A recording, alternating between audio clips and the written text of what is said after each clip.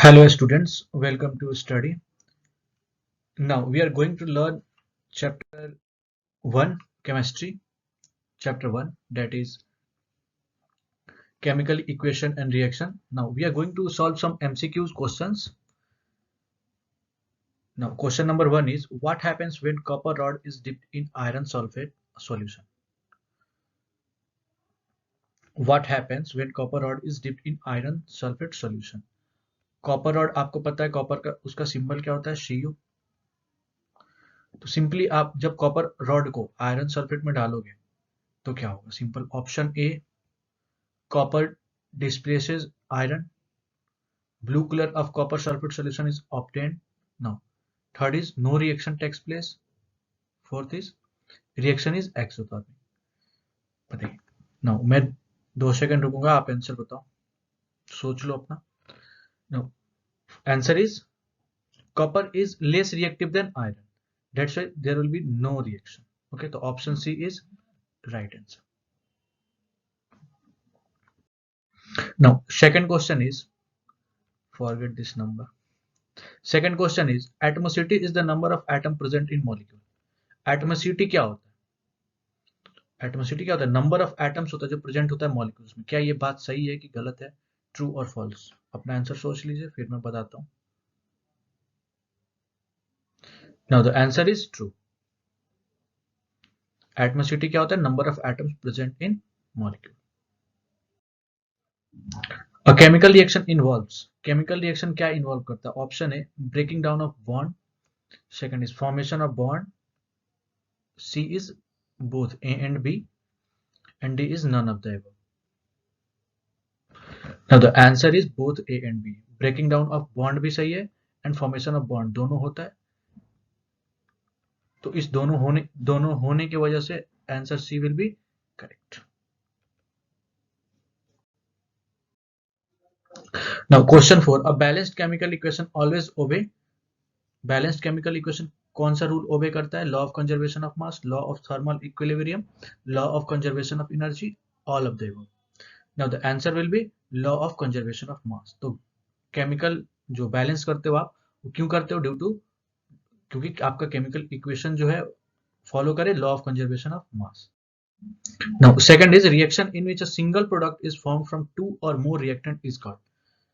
ऐसा रिएक्शन बताइए जिसमें सिंगल प्रोडक्ट बने, मतलब आपके प्रोडक्ट में सिंगल सब्सटेंस बने, इन विच 2 और मोर reactant is called.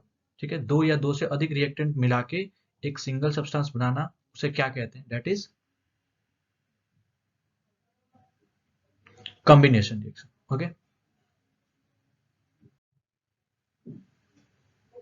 Which of the following is combustion reaction. इसमें से कौन सा कंबशन रिएक्शन होगा? Boiling of water, melting of wax, burning of petrol, and none of the above. The answer will be burning of petrol.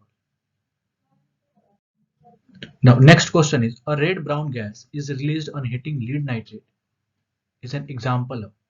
Okay, एक statement दिया है, ये किसका एग्जांपल है? Option A is chemical combination, oxidation, second is oxidation, third is decomposition, fourth is reduction. क्या होगा इसका? अब आपको लीड नाइट्रेट का फॉर्मूला पता होना चाहिए. What is lead nitrate? And जब लीड नाइट्रेट पता होगा तो जब इसको हीट करते हैं तो आपको पता हो PbO बनता है, NO2 बनता है और O2 गैस बनता है. तो किसी एक सब्सटेंस को आप क्या कर रहे हो? हीट कर रहे हो. तो क्या बन रहा है? 3 सब्सटेंस बन रहा है. एक ऐसे 3 सब्सटेंस बन रहे हैं. तो ये 3 सब्सटेंस बन रहे हैं तो क्या हो रहा है? डिकम्पोज हो रहा है. मतलब एक सब्सटेंस डिकम्पोज हो रहा है 3 चीजों में. Student added dilute HCl to test tube. Okay, एक स्टूडेंट है HCl को टेस्ट ट्यूब में डाला, कंटेन, और टेस्ट ट्यूब क्या कंटेन कर रहा है? जिंक ग्रेनुअल्स कंटेन कर रहा है. तो कौन सा रिएक्शन? ठीक है, आप याद करिएगा, ये जिंक ग्रेनुअल्स क्या है? मेटल है, and dilute HCl is acid. तो मेटल प्लस एसिड क्या बनाता है? व्हाट मेटल प्लस एसिड क्या बनाता है? सिंपल, अगर वो आपको रिमाइंड आता है, चलिए ऑप्शन ही पढ़ते हैं. The zinc surface become dull and black. Second is a gas evolve with burn which burn with a pop sound. एक गैस इवॉल्व होगा जो पॉप साउंड के साथ बर्न हो सकता है. नाउ ऑप्शन सी कह रहा है सॉल्यूशन रिमेन कलरलेस. सॉल्यूशन जो होगा वो कलरलेस रहेगा. ऑप्शन डी कह रहा है solution becomes green in colour. Now the answer will B H2 gas. आपको पता है मेटल प्लस एसिड का जब रिएक्शन करते हैं तो क्या बनता है? सॉल्ट प्लस H2 गैस बनता है। तो सॉल्ट तो यहाँ नहीं दिया ऑप्शन में कोई, लेकिन आपको दिया है कि एक गैस इवॉल्व होगा जो पॉप साउंड के साथ बर्न होगा। तो हाइड्रोजन इवॉल्व होता है, उसको जलाने पे पॉप साउंड के साथ बर्न होता है। Now next question is the following equation is CO plus O2 gives CO2 plus heat। ये कौन सा रिएक्शन है? Now the combination reaction, first say that combination reaction, second कह रहा है ऑक्सीडेशन रिएक्शन, थर्ड कह रहा है एक्सोथर्मिक रिएक्शन। क्या है भाई? दो चीजें मिलके एक कंबाइन हो रहा है तो कॉम्बिनेशन रिएक्शन तो है ही। ऑक्सीडेशन रिएक्शन है, बिल्कुल कार्बन का क्या हो रहा है? ऑक्सीडेशन हो रहा है। थर्ड इज एक्सोथर्मिक है, बिल्कुल हीट बन रहा है तो एक्सोथर्मिक भी है। तो फर्स्ट भी है, सेकंड भी सही है, थर्ड भी सही है। तो fourth option is more accurate that all of the above is right. No, a balanced chemical equation is in accordance with. Balanced chemical equation जो आप करते हो, ये अभी पीछे डिस्कस भी हो चुका है। A balanced chemical equation is in accordance with क्यों किया जाता है? Okay, Avogadro number, law of multiple proportion, law of conservation of mass, law of gaseous volume. Now the correct answer will be law of conservation of mass. Option C is right. Now, which of the following gases is used in the storage of fat and oil containing food for a long time? किस gases को use किया जाता है storage of fat and oil containing foods for long time? कौन सा answer होगा? That is option A is carbon dioxide, option B is oxygen, option C is nitrogen, option D is neon.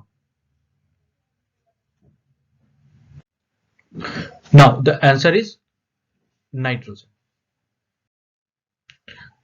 The equation, ये question ध्यान से पढ़ेगा। The equation Cu plus X HNO3 gives Cu NO3 twice plus Y NO2 plus 2H2। ये balance करके X और Y की value बतानी है, तो आप बैलेंस करें।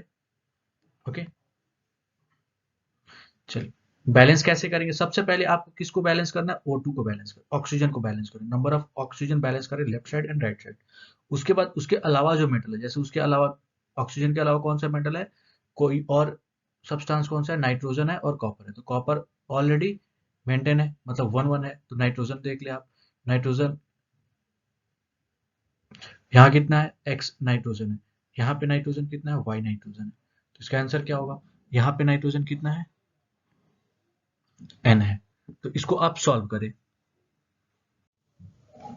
नाउ आप देख सकते हो ये X हाइड्रोजन इधर कितना है? X है, मतलब प्रोडक्ट में रिएक्टेंट में हाइड्रोजन कितना है? X है, और प्रोडक्ट में कितना है? 4 है। तो X का वैल्यू कितना हो जाएगा? 4। तो X का वैल्यू देख लो आप, X के अकॉर्डिंग 4 किसका है? दिस इज 4, मतलब यहाँ पे 4 है। तो एक ही से करेक्ट हो गया ऑप्शन, लेकिन एक नहीं, हमें दोनों पता करना है। तो नाइट्रोजन का कितना हो जाएगा? यहाँ X नाइट्रोजन है और यहाँ पे कितना है? नाइट्रोजन यहाँ पे 2 है। तो x equals to 2 plus y. तो x इक्वल्स टू x कितना? 4 है, तो 4 minus 2 that will be y कितना हो जाएगा? 2 हो जाएगा। तो option C is correct. CuO plus H2 gives, now next question is CuO plus H2 gives H2O plus Cu। ये किसका example? Reaction is an example. redox reaction, synthesis reaction, neutralization reaction, analysis reaction। Answer will B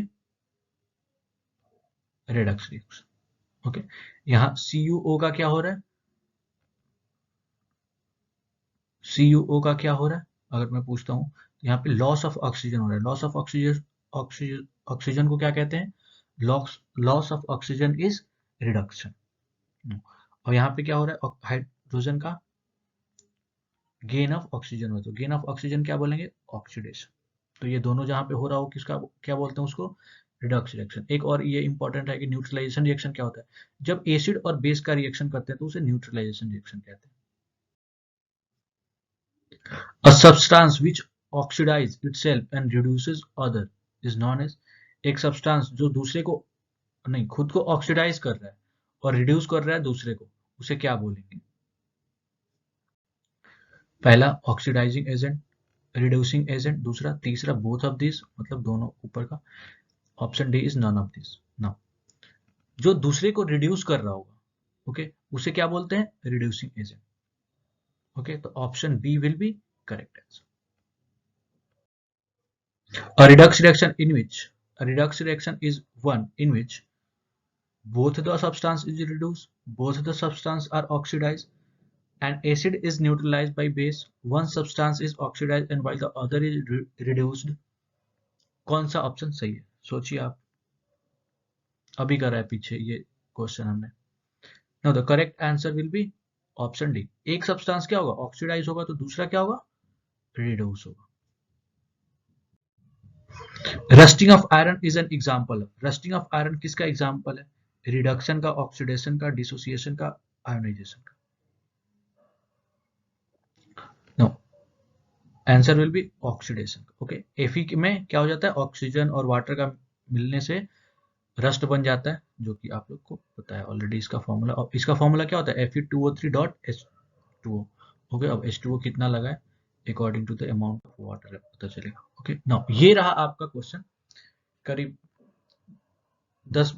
15-16 question है जो कि बहुत important इस chapter के. ऐसे ही मैं नेक्स्ट चैप्टर पे भी लेके आऊंगा. Okay, thank you.